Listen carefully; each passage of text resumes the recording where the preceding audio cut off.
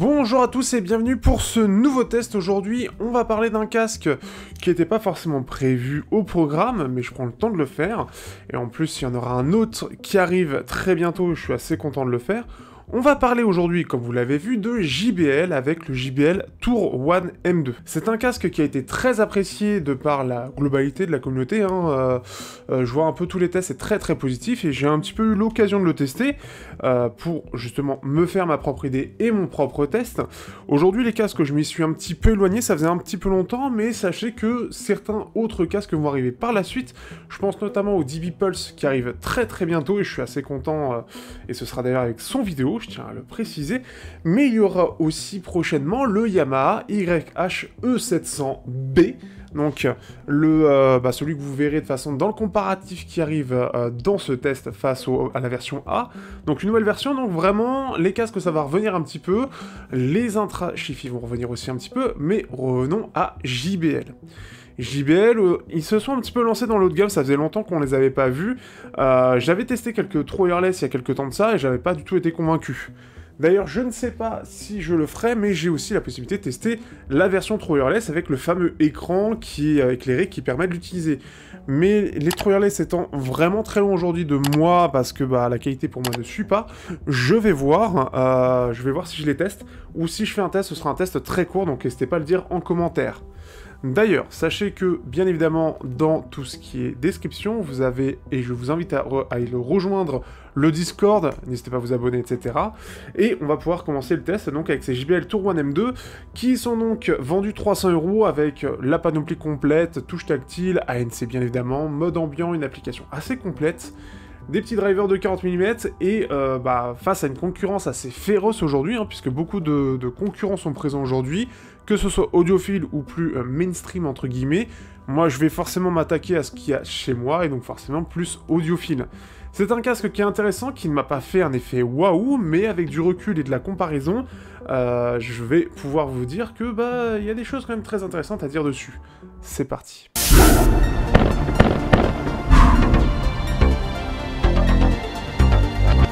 Au niveau du design, ce petit JBL Tour One M2 aborde un côté assez sobre, je trouve, et même très léger dans sa façon de se présenter. On a un design qui reste vraiment très léger avec, alors je trouve pour moi, assez peu de personnalité. La première chose, c'est quand même qu'on a un côté, un coloris qui est présent par défaut, qui est un petit peu, alors je sais pas s'il existe dans d'autres coloris, mais en tout cas celui-ci n'est pas d'un blanc, c'est une espèce de gris doré, qui est relativement sympathique, mais à mon sens, le casque ne dégage pas grand-chose en termes de personnalité, en termes de design. On a ce petit effet glossy, avec notamment sur le côté écrit Tour, on va avoir des petits endroits où les micros vont passer, on a quelques touches qui sont présentes, mais je trouve qu'il dégage pas quelque chose de particulièrement... je peux pas dire réussi, parce que globalement je trouve que c'est réussi, mais ça me fait pas d'effet. Alors ça reste très personnel, mais ça me fait pas d'effet. On pourra noter tout de même le fait qu'on puisse bien évidemment toujours tourner les oreillettes et le casser, donc ça c'est une excellente chose, là où par exemple Sennheiser aujourd'hui on peut plus le casser pour que ça fasse donc quelque chose de très compact, donc ça c'est une bonne chose parce que plusieurs concurrents, et par exemple même Sony, ou même on a aussi Bose avec le Headphone 700, ont enlevé cette fonction, donc c'est plutôt bien que aujourd'hui JBL ait continué ce truc-là, parce que ça disparaît un petit peu. Au niveau des boutons, on en a quelques-uns, là où certains concurrents ont vraiment fait le minimum en termes de boutons pour avoir ce côté très sobre, JBL reste sur quelque chose d'assez classique, entre guillemets, puisqu'on va avoir d'un côté un bouton pour la gestion ANC mode ambiant notamment, on va avoir le bouton de volume plus-moins, et on va avoir un bouton en fait pour allumer le casque, donc c'est un slide, et en plus de ça, si on va vers le bas, on va voir la partie pairage. Donc ça fait penser vraiment à d'anciens casques, là où aujourd'hui on en a d'autres avec des côtés plus simples. Notamment le fait que en général on a un bouton qu'on va appuyer, on reste dessus pour le mettre en mode pairage. Donc c'est assez étonnant, mais ce qui fait que ça reste assez classique, on a quand même quelques boutons, donc pour ceux qui aiment ce côté entre guillemets plus classique, vous apprécierez. On a une entrée jack en 2.5 mm, alors je vous le dis, je le testerai pas, je n'ai testé qu'en Bluetooth, parce qu'en général ça n'est fait que pour du Bluetooth, et là c'est surtout pour dépanner ou pour mettre sur PC mais allumer, ce qui fait qu'ils ont décidé de mettre du 2.5, alors pourquoi du 2.5 je ne saurais pas dire, mais c'est quelques marques qui décident de mettre du 2.5. 2,5 du côté du casque. Globalement, je trouve que voilà, le casque est sobre, il est simple, il dégage pas une personnalité très forte de mon point de vue, mais par contre, ce qui est bien, c'est qu'il est très confortable et assez léger. Je trouve que vraiment, on a la même qualité de finition des coussinets par rapport au Momentum 4. Les Momentum 4 sont quand même un peu plus généreux, entre guillemets, un petit peu plus premium, mais ici, c'est quand même bien réussi. On a un bon confort, on peut le garder longtemps sur les oreilles, c'est quand même assez agréable. Donc là-dessus, c'est vraiment réussi, je trouve, c'est simple, c'est efficace, mais voilà, j'ai pas un grand amour en termes de design sur ce casque-là.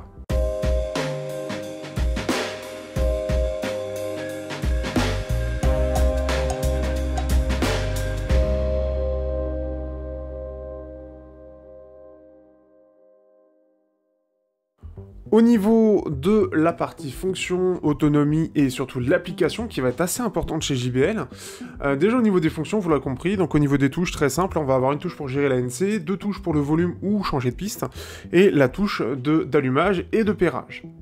Première chose. Maintenant, ce que je vais faire, et je vais essayer de le faire bien parce que je sais que c'est quelque chose qui peut être un peu frustrant, quand je vais parler de l'application, je vais l'enregistrer en même temps, ce serait une bonne idée pour vous le montrer. Du coup, au niveau de la gestion de l'application, je trouve que l'application est bien faite, elle est vraiment sympathique et surtout il y a beaucoup de choses. Première chose qui va être annoncée quand on arrive sur le casque qu'on a pairé, on va avoir la personnalisation de la gestion de la réduction de bruit, donc RBA, ils appellent ça RBA et non ANC, ils aiment bien le français, ça c'est plutôt une bonne chose, j'aime bien, même si c'est annoncé ANC au-dessus, mais ce qui est bien c'est qu'on peut gérer facilement entre les 3 parties. Ce qui est bien c'est qu'on peut choisir si on veut que ce soit adaptatif, personnellement, mais je pense que c'est parce que c'est la personne qui me l'a passé, donc Guillaume d'ailleurs, qui me l'a passé, qui l'a mis juste au maximum, mais on peut gérer si ce soit adaptatif ou juste à fond tout le temps. On a une compensation de fuite aussi, ok. On va voir Personnify, donc en gros, le Personnify, pour ceux qui ne connaissent pas ce type de fonctionnalité, ça va être en fait des signaux qui vous sont envoyés à gauche et à droite pour voir comment vous réagissez et donc adapter la signature. Personnellement, je suis pas très convaincu et encore une fois, je préfère utiliser le casque tel qu'il est et utiliser l'égaliseur si besoin. Justement, en dessous, on va avoir un égaliseur qui est présent, avec 5 pré-égalisations. Donc ici, par exemple, les basses, le vocal, ce genre de choses. Donc on peut voir que ça fait comme si c'était très fort. Donc on peut voir, hein, c'est plus 3 dB globalement, plus ou moins 3 dB. Et on peut voir tout simplement comment le faire réagir. Donc il y a combien de bandes pour voir? Donc ça a l'air d'être à 5. Ah, on peut mettre plusieurs bandes quand même. Donc ce qui fait que c'est sympathique.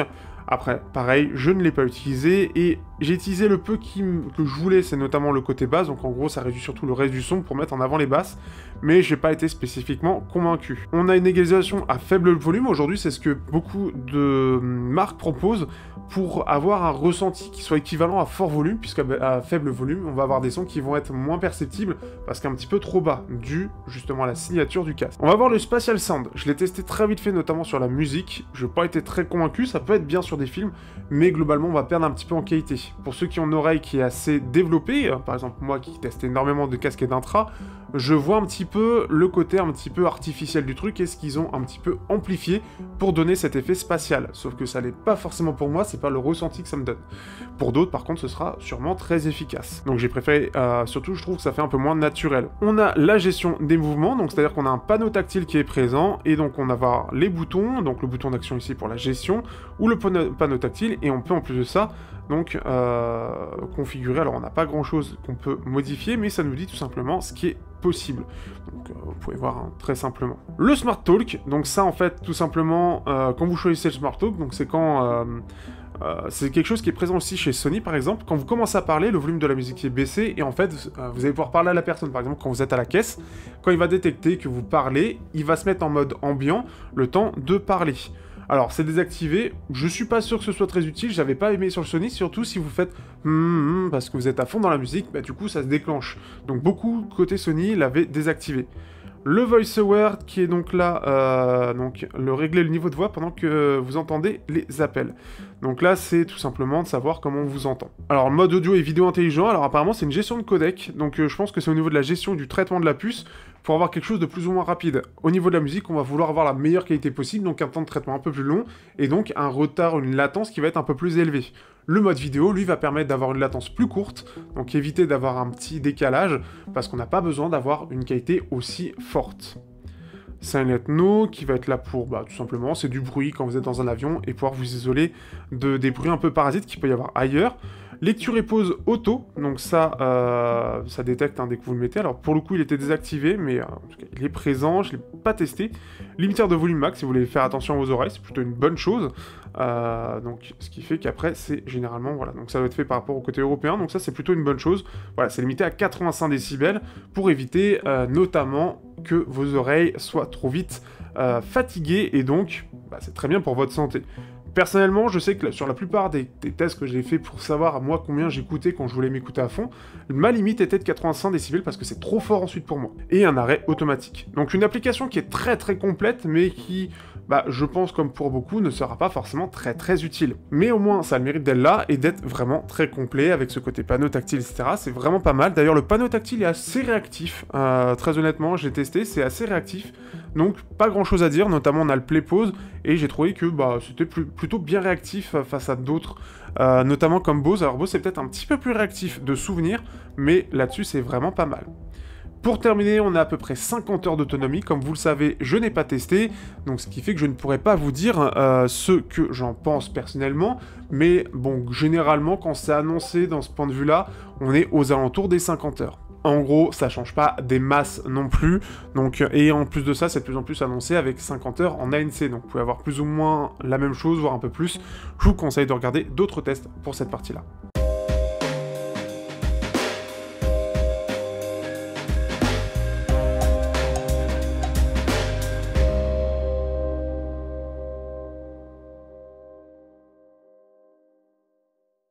Bien, maintenant, intéressons-nous à ce que je préfère personnellement, la qualité sonore. Donc là, on est sur un casque à 300 €, ce qui fait qu'il y a énormément de concurrence, et j'ai pu, en plus de ça, comparer plein de casques qui sont d'ailleurs juste là, vous envoyez une partie un petit peu en boule, entre guillemets, et ce qui fait que, à 300 €, la concurrence est rude, et donc il faut proposer quelque chose de très intéressant. Au niveau de la signature, vous pouvez voir, on a une espèce un côté assez équilibré, un petit peu en courbe Harman, avec notamment un creux qu'on peut voir dans les aigus. Alors on a une sous-basse qui est pas hyper élevée, un petit bump dans les 100 Hz pour mettre un petit peu en avant une basse légèrement impactante. On va avoir un petit creux, ensuite les voix qui remontent un petit peu, un petit pic qui est présent. Ensuite dans les hauts médiums, on va avoir un creux, puis un pic qui va représenter, et ensuite on a des extrêmes, donc ce pic est dans les extrêmes, pour faire très simple. Donc ça suit un petit peu la courbe Harman avec quelques petites modifications, et pour faire simple, la courbe Harman, c'est simplement ce que préfèrent la plupart des gens, c'est-à-dire la signature entre guillemets parfaite pour plaire à tout le monde, c'est à peu près ça.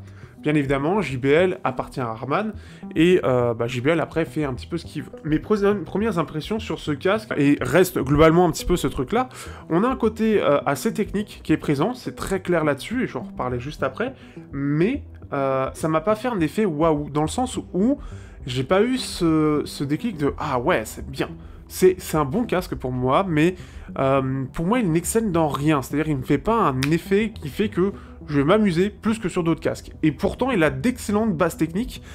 Il a un réglage qui est vraiment bon et assez polyvalent, ce qui fait qu'on peut l'utiliser sur plein de styles différents. C'est-à-dire que, en gros, ça m'a pas plu personnellement, mais ça plaira à beaucoup de gens, et c'est quand même un très bon casque. C'est juste que c'est très personnel. Première chose, et pourquoi ça me fait ça, je trouve que la basse, elle manque un petit peu de réactivité à mon goût, et surtout elle manque un peu de profondeur. On sent pas forcément la sous-basse s'exprimer aussi bien que d'autres casques, et j'en reparlerai dans la partie comparaison. Elle est peut-être un petit peu trop, parfois un petit peu trop en retrait, ce qui fait qu'on va pas avoir le côté un peu fun. On a l'égalisation qui est présent, mais ça va surtout couper le reste des fréquences, et c'est un petit peu moins bien, je trouve, et c'est encore, ça manque un peu de technique derrière, je vais pas spécifiquement apprécier. On a des voix qui sont bien en avant, qui sont bien détaillées, légèrement chaleureuses, juste ce qu'il faut, mais pareil, au niveau des aigus, il y a un petit creux qui est présent, et qui, je trouve, se ressent. C'est-à-dire que malgré qu'on ait un pic de clarté qui est présent, il manque quelque chose, et ce qui fait qu'on a un son qui est assez mou, en fait, et je pense que ça vient de ce truc-là, de cette partie-là, où je trouve que, et c'est surtout ça que je reproche à ce casque-là, c'est qu'il est pas, ce que peuvent dire certains tests, il est pas super incisif, il est pas super net, super... il manque quelque chose de fin, en fait, un petit peu de claquant. C'est comme ça que je pourrais le dire, je peux pas être plus clair, mais ce qui fait que je trouve que il manque quelque chose. Il manque un petit truc qui fait que ce casque pourrait avoir un peu plus de présence. Je saurais pas comment expliquer ça. Néanmoins, on a ce petit creux là, donc ça permet d'avoir des aigus assez doux, et donc assez agréable pour à peu près tout le monde. On va avoir un pic de clarté qui, je trouve, ne se ressent pas tant que ça. Et ensuite, après ça, on n'a rien de spécial. Ce qu'on va ressentir au niveau des aigus, donc on a des aigus qui sont assez doux, mais plutôt bien détaillés, et on va avoir des extrêmes aigus qui permettent d'avoir une bonne clarté, mais ça se ressent pas autant que sur la courbe, et surtout, on a une scène qui est très large. Techniquement c'est très bon, et par rapport à d'autres casques que j'ai pu tester à peu près au même prix, je trouve qu'il est meilleur, et il se place vraiment parmi les meilleurs techniquement. On a une scène qui est vraiment large, et notamment des aigus qui sont bien diffusés dans la largeur de scène, ce qui fait que c'est vraiment réussi de ce point de vue-là, parce que c'est à la fois naturel, mais avec cet effet large que certains casques n'arrivent pas du tout à reproduire, et des casques que j'apprécie énormément. Et ce qui fait que ça m'a mis une petite claque, parce que je les trouve plus naturels, moins élevés, donc pour certains qui ont l'habitude d'avoir ces aigus élevés, vous allez... peut-être être un petit peu déçu et avoir peut-être ce même effet que moi, mais par contre, techniquement, c'est très propre.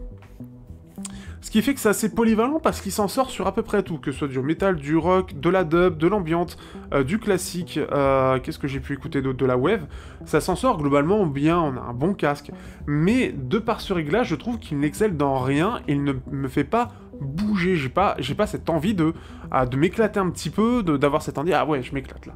Là, moi, ça c'est mon truc, quand je m'éclate vraiment à écouter une musique, je vais avoir tendance à avoir le rythme dans la peau, tout simplement. Je danse pas, hein, mais je fais des petits mouvements. Et ce casque-là ne me procure pas cette sensation-là. Alors, est-ce que c'est parce que j'ai trop l'habitude de certaines signatures, trop l'habitude d'avoir notamment des intras, c'est possible, mais pour moi, il me manque un petit truc. Mais c'est vraiment, encore une fois, personnel. Et si vous voulez un casque qui soit bon surtout, et avec une bonne scène bien large, vraiment, et surtout un côté bien détaillé, bien technique, il correspond tout à fait à ça. Mais justement, et c'est ça qui va être intéressant, on va en parler, et je vais faire un dernier truc ici, on va en parler après, on va en parler dans cette partie comparaison. Pour terminer, avec l'ANC, on a un bon ANC, on a une bonne réduction de bruit active, ce qui fait qu'on va avoir cette qualité aussi en extérieur, de pas être trop, de pas avoir de parasites, et une bonne réduction de bruit active aussi, mais une bonne réduction de bruit passive, ce qui fait qu'on n'entend vraiment pas grand chose autour de soi une fois qu'on est dehors. On a vraiment quelque chose de très performant, ce qui n'est pas forcément le cas de tous les casques. Donc c'est une excellente chose, on a une bonne gestion, donc vraiment pas grand chose à dire, c'est très très bon globalement, et on peut parler de la partie comparaison.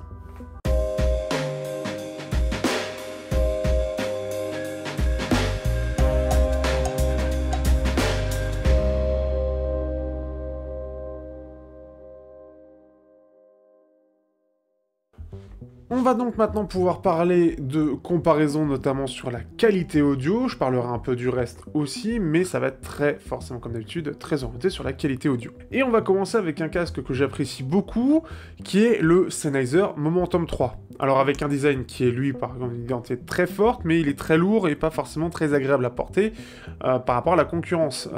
Il est un peu moins bien fait de ce point de vue-là.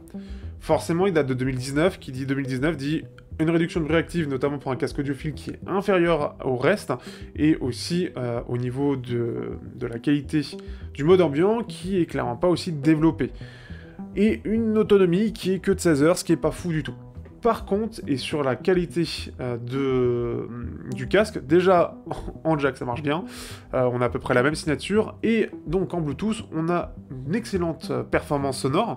Globalement j'ai ressenti un son qui est globalement plus dynamique, alors on a une signature qui aide aussi un peu, une basse qui est un peu plus élevée et qui est un peu plus détaillée à mon goût, des aigus qui sont un peu plus présents, donc ça permet d'avoir un côté un peu plus punchy. Des médiums qui sont en léger retrait en comparaison, on a un côté qui a... Mais dans l'ensemble, au niveau des voix, on a un peu plus de corps, et on a une scène qui est un peu plus large et un peu plus aérienne. Donc ce que je trouve déjà de très positif sur le JBL, on le retrouve sur le Momentum 3, donc pour ceux qui veulent rechercher un son purement orienté sur la partie sonore, mais avec un peu de réduction de bruit, ça va vous plaire. On a aussi une application qui est assez complète, et ce qui fait que, malgré le fait qu'ils sont un peu vieux, au-delà de l'autonomie et puis de son design qui est un peu lourd, il est toujours aussi vraiment très bon. Si je devais prendre un casque pour tous les jours, c'est plus sur le Momentum 3 que je m'orienterais. On va aussi comparer au Sennheiser Momentum 4 qui est sorti il y a peu, avec une signature un petit peu différente et surtout un design complètement retravaillé. On a un design qui est un peu moins premium que le 3, mais qui est toujours aussi premium, plus sobre.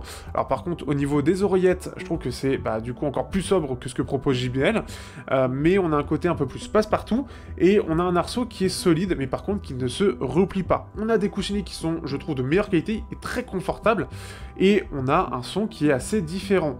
D'une part, on a une basse qui est plus profonde et plus élevée, et ça se voit clairement face à la courbe, plus impactant, on a une voix qui est plus chaleureuse, mais par contre un peu moins claire, on a aussi ce pic un petit peu descendant dans le haut médium, qui est lui un peu plus présent d'ailleurs, et par contre, on sent que c'est aussi détaillé, et des extrêmes aigus qui sont plus présents, et on peut voir cette montée dans les extrêmes aigus. C'est au moins aussi détaillé, je trouve que c'est vraiment pas mal, on a un son qui est différent.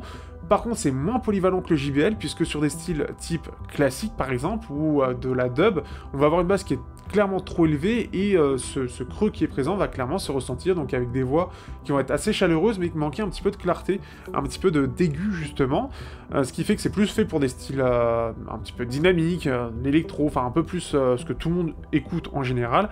Les JBL, eux, sont vraiment plus équilibrés de ce point de vue-là, ce qui fait que on va vraiment plus s'amuser, par exemple, sur de la dub, et je vous conseille, de la dub, du blues, du jazz, je vous conseille d'ailleurs mes descriptions en dessous, pour voir de quoi je parle.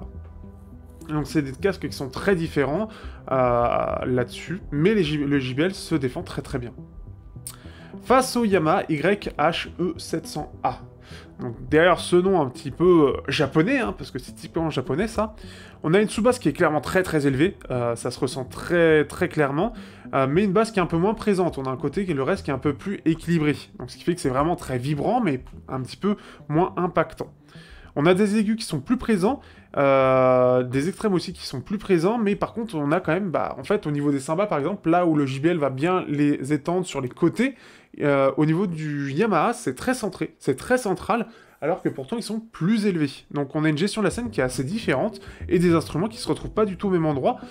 Pour moi, le JBL a un côté plus large, mieux maîtrisé de ce point de vue-là, là où on a des JBL où c'est plus clair, mais un petit peu moins, une scène un peu plus resserrée. Et je trouve que c'est un petit peu moins naturel. On a aussi forcément, avec ces aigus qui ressortent un petit peu, une voix qui est plus claire, mais je trouve qu'elle est plus en retrait, on l'entend un peu moins que le reste. Donc pareil, encore une fois, les JBL sont assez équilibrés de ce point de vue-là, et ce qui fait que ça s'en sort très bien. Là-dessus, je préfère... On a un côté très fun sur les Yamaha, donc clairement, sur du métal ou de l'électro, vous allez vraiment vous éclater, mais on a un côté, encore une fois, plus polyvalent, mais là, c'était clairement normal au vu de la signature du Yamaha et de ce que voulait faire Yamaha avec. On a quelque chose qui est clairement plus naturel et plus polyvalent, encore une fois, chez JBL. Je comparais rapidement aussi au Ai TMA2 et la version avec les drivers Bluetooth. Pour rappel, cette marque, elle est là pour avoir ce côté un petit peu plus responsable, etc. Et avec un casque qu'on peut faire nous-mêmes. Donc c'est-à-dire qu'on va choisir l'arceau, on va choisir les drivers, et il y en a un qui est Bluetooth, c'est les drivers S10, qui ressemble beaucoup aux drivers détaillés. On est sur un son qui est sans ANC, sans application, plutôt détaillé, et on peut même choisir donc les coussinets, donc ici en Alcantara, donc des très bons coussinets. On a donc un design beaucoup plus simple et forcément un casque qui est moins cher mais qui fait moins de choses. On a une basse qui est moins profonde, on le ressent quand même, ça tombe un peu plus. On sent que c'est un petit peu plus clair quand même globalement, des médiums qui sont un peu plus en avant. On a un pic dans les aigus, mais on sent que le driver il est quand même pas aussi bien. Donc là-dessus JBL montre qu'il y a un bon driver dedans. C'est un peu moins net, c'est quand même un peu moins ample aussi, et on a une scène qui est un peu moins large. Donc je trouve que les AI sont un petit peu inférieurs face au JBL. Alors, le driver S10 a quand même déjà un peu de temps, il me semble, ce qui fait que c'est, peut-être on verra face à de futurs drivers, mais ce qui fait que c'est un petit peu moins bon, et JBL montre que là-dessus, même face à un casque qui est purement orienté qualité audio, elle arrive à bien se débrouiller. Et pour terminer, face au JVC HA-S100N, assez discret en France, déjà en termes de design, ce qui est intéressant, c'est que le JVC va plus s'inspirer de Sony, et ce qui fait qu'on a quasiment pas de bouton. En fait, il se tourne pour s'allumer. On va avoir juste, il me semble, on a un bouton, non, on n'a même pas de bouton, on a que du tactile.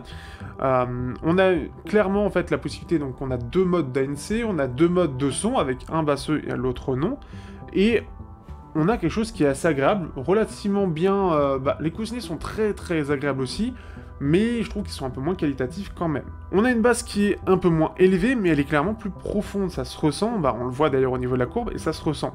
On a une voix qui est un peu plus en avant et plus claire, des aigus qui sont un peu plus en avant, Par contre, on a quand même encore une fois une scène qui est moins large, on a des extrêmes aigus qui sont un peu moins étendus, et je trouve que c'est un petit peu moins fin, un petit peu moins technique dans les aigus, malgré le fait qu'on les ressente, on les entende plus. Ce qui fait qu'on a des JBL où les aigus sont un petit peu plus en retrait. Et globalement, encore une fois, face à tout ça, donc la réduction de bruit active globalement va être meilleure que l'ensemble de ses concurrents, à part le Momentum 4 notamment. Après, il y a d'autres concurrents mais que je n'ai pas testé, notamment Sony et Bose qui sont très très bons là-dedans, et ça doit être assez proche. Je vous invite à regarder des tests dédiés qui ont ces casques-là et qui peuvent les comparer en direct. Ce qui est intéressant, c'est qu'encore une fois, je m'amuse plus sur d'autres casques, notamment le Momentum 3, où clairement j'ai beaucoup plus ce côté funky, même le Momentum 4, mais c'est moins équilibré pour certains, c'est moins technique, pourtant je m'amuse plus. Encore une fois, c'est quelque chose de totalement personnel, c'est clairement mon ressenti, ce qui fait qu'il n'est pas mauvais, mais il est beaucoup plus polyvalent, il peut être utilisé pour tout, et il est bon partout, et c'est ça qui est très très bien.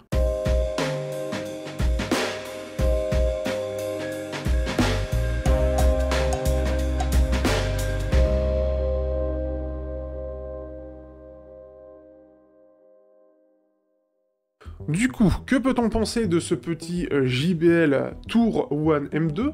Eh bien, c'est un bon casque. Comme je l'ai dit un peu tout le long, c'est un casque qui fait tout bien. Il me fait pas vibrer spécifiquement, mais je trouve que, globalement, on a un bon son, qui peut être utilisé pour à peu près tout, qui est bien réglé, qui est technique, et qui est, avec en plus de ça, un design qui, pareil, encore une fois, me fait pas rêver, mais qui fait qu'il est très confortable, avec une bonne réduction de bruit, avec une bonne autonomie, avec une bonne application, ce qui fait qu'il n'y a pas de gros défauts. Et ça, c'est une bonne chose. On a un casque qui est assez complet et qui montre JBL sous un autre aspect. Avant, JBL, c'était une marque qui était plutôt correcte, mais qui n'était pas incroyable sur les casques qui sortaient, en tout cas les casques Bluetooth. J'avais testé il y a très longtemps le Everest 700, il me semble, et il y avait quand même des défauts qui étaient plus présents, en tout cas à l'époque par rapport à ce que je ressentais. Et pareil, j'avais pas un ressenti de dingue, c'est-à-dire qu'il était plutôt bon, mais pareil, il me faisait pas vibrer. Ici, c'est un peu la même chose, mais au moins, ce qui est bien, c'est que quoi qu'il arrive, quel que soit ce que vous allez écouter, vous allez apprécier. On a des modes un peu inutiles, encore une fois, les modes spatial, c'est pas hyper naturel, mais pour ceux qui n'ont pas une oreille entraînée, ça fera le taf. On n'a pas grand-chose à dire, je trouve que le son de base est plutôt bon. L'égalisation m'a pas spécifiquement, pour ceux que j'ai testés, m'a pas spécifiquement, j'ai pas trouvé ça super intéressant, mais en tout cas, on a un casque qui est complet et qui est bon partout. Il n'y a pas de réel gros défauts. Certains défauts mentionnent le fait que ce soit du 2.5 et non pas du 3.5, et effectivement c'est un petit défaut, mais par rapport au reste, il n'y a pas grand chose à lui dire. Il tient bien sur la tête, il est pas très lourd, il fait tout bien. Et c'est à peu près ça. C'est-à-dire que JBL, ce qu'ils ont voulu faire, c'est que tout le monde soit content de ce casque. Quoi qu'il arrive, vous aimerez forcément. Alors pour ceux qui aiment les sons très clairs, pour ceux qui aiment le côté extrêmement basseux, c'est ceux-là qui seront peut-être le plus déçus. Parce qu'encore une fois, une égalisation, ça permet pas de modifier complètement le son du driver de base, et ça va juste compenser la signature de base qui a été prévue avec le driver. Ce qui fait que, ce sera correct, mais ça remplace pas typiquement, la plupart du temps, ça remplace pas. Mais globalement, c'est un bon casque. Pour 300 €, il les vaut carrément, et face à la concurrence, il se défend très bien. Donc là-dessus, JBL est sur une bonne lancée, donc à voir ce qu'ils vont sortir par la suite, parce qu'il me semble que l'ancien casque qu'ils avaient sorti, et il me semble que le premier Tour One, il était un peu moyen de ce que j'ai vu en test. Ici, en tout cas, il coche toutes les cases, et j'ai vu que tous les tests étaient assez ravis de ce point de vue-là, et je suis complètement en accord avec ça. Donc, à voir. Je pourrais aussi le tester, le comparer face au, notamment, DB Pulse, normalement. Donc, très intéressant, ça va être très intéressant d'en parler. Et, on verra face à d'autres casques. Alors, je pense que je l'aurai pas très longtemps. Mais, ce qui fait que c'est intéressant, en tout cas, c'est un casque intéressant, JBL. À voir ce qu'ils vont sortir par la suite. Et si vous voulez, pour ceux qui sont encore présents, dites-moi si vous êtes intéressés par le test de la version True Wireless. Sur ce, je vous dis à bientôt pour de prochains tests. N'hésitez pas à liker, partager, vous abonner comme d'habitude. N'hésitez pas à rejoindre le Discord. N'hésitez pas à utiliser le lien dans la description. Et on se dit à bientôt.